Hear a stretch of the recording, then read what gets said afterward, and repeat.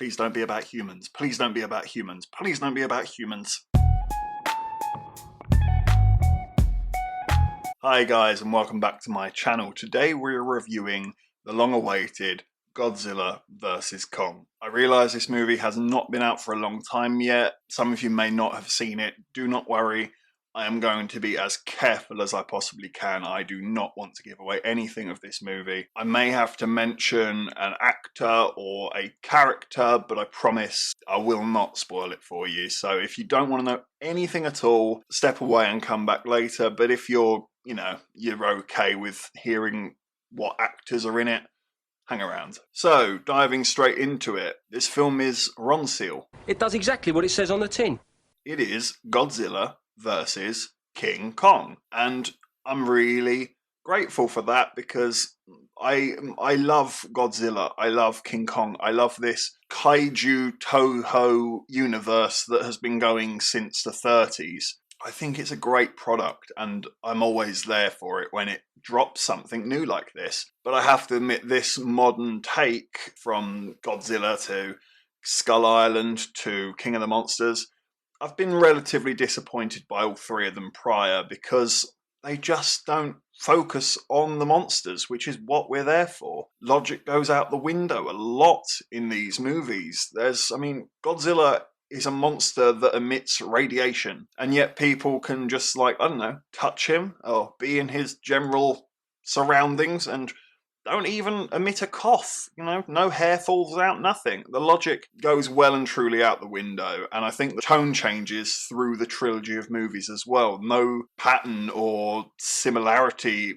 can be said between each one, even from Godzilla to King of the Monsters, two totally different films. This, however, already goes to the top of the pile for me out of these four films because it just gives you what you want. Granted, it's not perfect, there are some flaws. If you're here to see two monsters beat the crap out of each other and cause mayhem, then you're going to have a fun time. If you are going to question some of the logic and ask how certain things work, you're not going to have such a good time. And I have to admit, I'm a little bit in both camps, more towards the full enjoyment side because, after 4 movies in this franchise and no point having any logic, you just have to accept that these films don't offer logic to you and you just have to go with that. But it's nonsense that works to facilitate Kong versus Godzilla. And, I'll take that. That's what I want ultimately, so I'll take gobbledygook if it means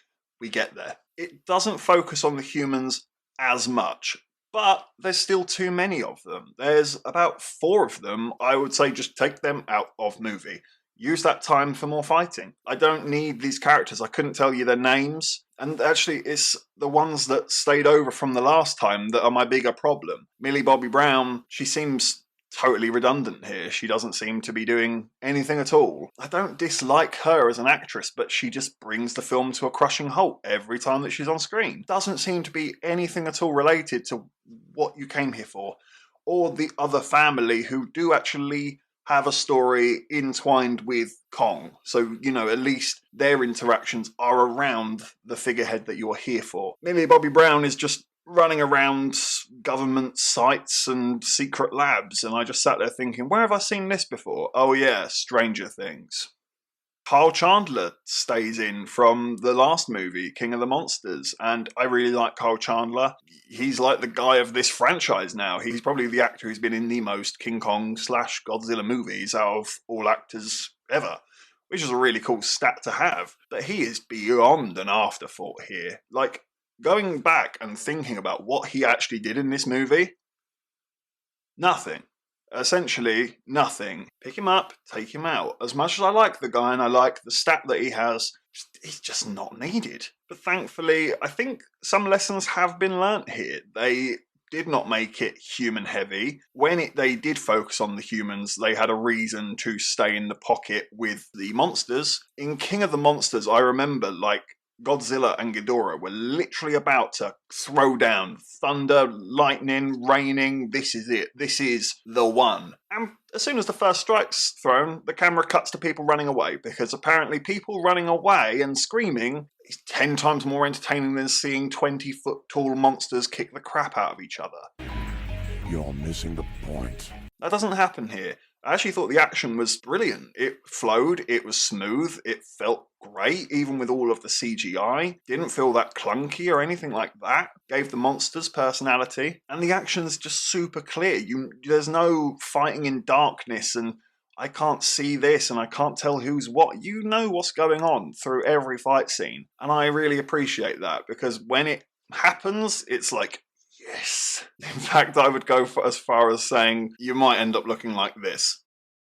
Sorry, Mum. Ultimately, I'm not naive enough to ignore the fact that it is a mixed bag. It's not a perfect movie by any means. There's a lot of flaws, and they're silly flaws. As a mega fan of this franchise and these products, I have to admit, I turned back to a little boy again, just jumping around in my seat and like cheering them on and get him, Kong, go on. That's all I wanted. That's all I ever wanted from this movie. That's all I ever wanted from this franchise.